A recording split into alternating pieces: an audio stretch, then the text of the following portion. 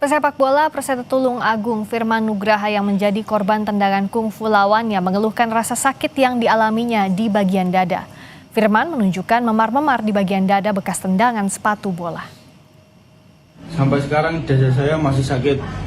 Gimana sekarang kondisinya dada? Sudah dilihat? Oh, seperti ini. Oke, terima kasih. Siap. Mas Firman. Klub Liga 4 Zona Jawa Timur Putra Jaya Pasuruan memecat pemainnya Hilmi Gimnastiar buntut tendangan horor ke pemain Perseta Tulung Agung. Putra Jaya Pasuruan menyebut tindakan Hilmi melanggar aturan fair play dan menyalahi koridor aturan sepak bola.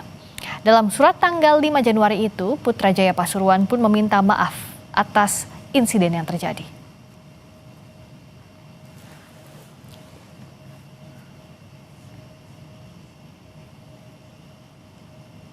Komite Disiplin PSSI ikut angkat suara terkait insiden tendangan kungfu pemain sepak bola Putra Jaya Pasuruan Hilmi Gimnastiar.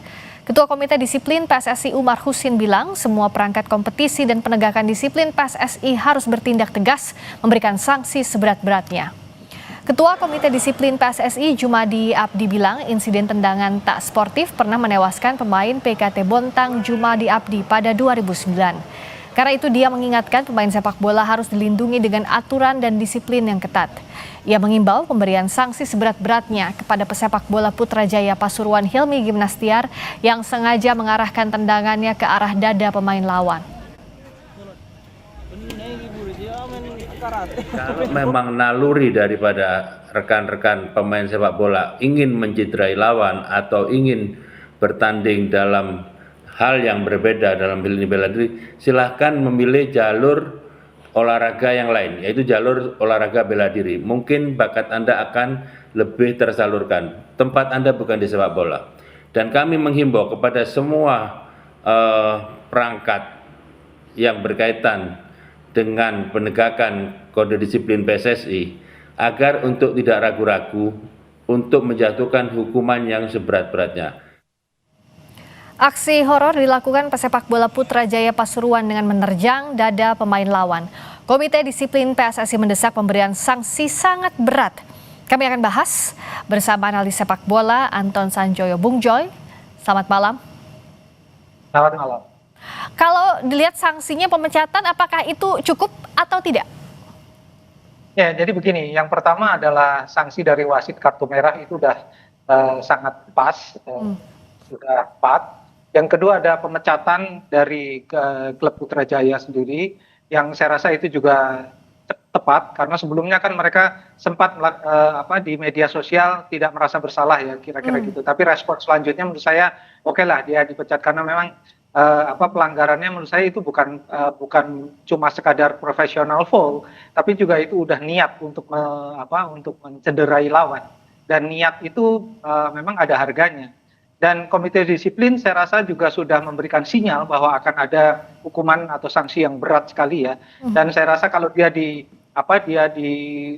expel dari sepak bola seumur hidup, saya rasa pas juga lah karena ya dalam Undang-Undang Keolahragaan Nasional juga kan sebetulnya hal yang paling utama adalah melindungi atlet salah satu pasal. Jadi saya rasa itu penerapan dari undang-undang juga. Tapi kita harus melihatnya dari perspektif yang lebih luas. Misalnya pada tahun 2009 kan ada juga kasus Jumadi Abdi, tapi waktu itu kan belum ada musim viral-viralan ya. Dan kasusnya waktu itu hanya diganjar kartu kuning dan kemudian Komisi Disiplin hanya menjatuhkan sanksi 4 bulan. Nah, itu harus menjadi pelajaran berharga juga. Cuma di negara-negara lain pun sering terjadi hal seperti itu, bahkan di Inggris kita ingat juga Roy Keane pernah menendang secara sengaja Alf Inge Haaland, nggak ada hukuman yang menurut saya yang membuat jera, ya kan? Di Piala Dunia pernah ada, Patrick Battiston juga pernah diterjang oleh Harald Schumacher, Nigel de Jong pernah menerjang Xavi Hernandez. Persoalannya adalah memang hukum FIFA dan hukum umum di semua negara termasuk Indonesia itu tidak relate, tidak berhubungan. Ini yang menurut saya harus dipikirkan ulang. Karena dengan kasus kesengajaan seperti ini harus ada relasi antara hukum FIFA yang diadopsi oleh PSSI dan hukum umum sanksi pidana yang diadopsi oleh satu negara, dalam hal ini kepolisian. Jadi menurut saya harus ada relasi dalam hal ini. Nah, sejauh ini memang mismatch-nya seperti apa?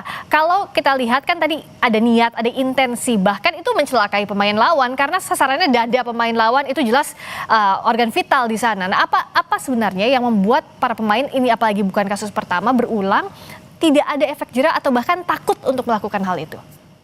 Ya, karena memang sanksi terberatnya tuh hanya diekspel dari sepak bola kan, tidak ada sanksi pidananya. Jadi dalam kasus Jumadi Abdi, bahkan sanksinya hanya 4 bulan.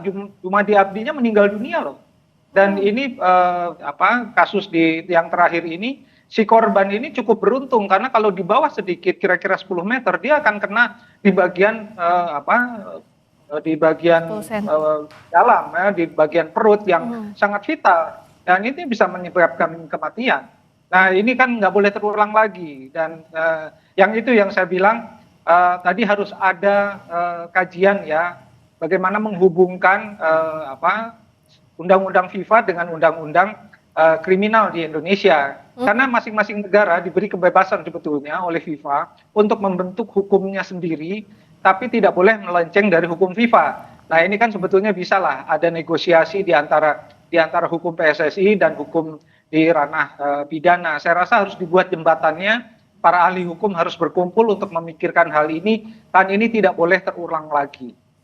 Sejauh ini memang pembinaannya itu seperti apa sih, Bung Joy? Ini kan di Liga 4, apakah di Liga 1 juga punya masalah yang sama? Liga 1 relatif tidak terlalu tidak sebrutal ini ya, karena kan memang spotlight ada di mereka di Liga Super sekarang. Nah, jadi pasti akan lebih berhati-hati juga ya, Bung Joy ya?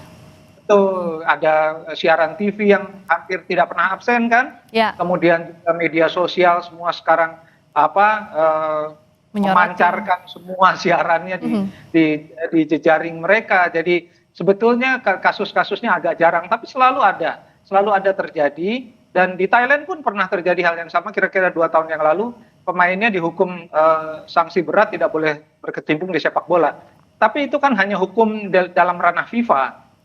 Menurut saya harus ada kaitannya hukum di ranah FIFA dengan hukum umum yang berlaku di satu negara. Karena menurut saya FIFA memperbolehkan regulasi-regulasi mereka kemudian direkayasa supaya fix dengan satu negara ya. Saya rasa di Indonesia mungkin sudah waktunya untuk dibentuk undang-undang yang baru tentang keolahragaan menyangkut keselamatan atlet nggak cuma di sepak bola, hampir di semua lapangan yang sifatnya pertandingan ya, bukan perlombaan, yang sifatnya pertandingan. Jadi rasanya itu sudah perlu dipikirkan. Jadi artinya skala sanksi yang diberikan pun harus jelas dulu ya, karena kan untuk membuat aturan yang jadi kendala adalah sanksi ini harus apa gitu ya, yang jadi hukumannya. Tapi sejauh ini untuk mengklasifikasikan mana yang membahayakan nyawa itu yang harus bisa juga masuk ke ranah pidana, semestinya demikian ya harapannya, Bung Joy. Betul, dan di PSSI yang meratifikasi hukum FIFA sebetulnya jelas kok, semua kategori bahaya itu sudah jelas rinciannya, dan sanksinya terberat pun sudah jelas. Jadi hukuman seumur hidup, tidak boleh berkecimpung di lingkungan PSSI, itu yang terberat. Dan saya rasa apa yang dilakukan oleh tim yang menghukum mengeluarkan dia dari tim, saya rasa itu juga sudah tepat. Tapi kan di banyak negara pun masih mengalami kesulitan ya untuk masuk ke ranah pidana. Tapi saya kira hukuman yang terberat sudah akan dijatuhkan, dan saya salut pada keputusan PSSI. Sanksi berat harus ditegakkan.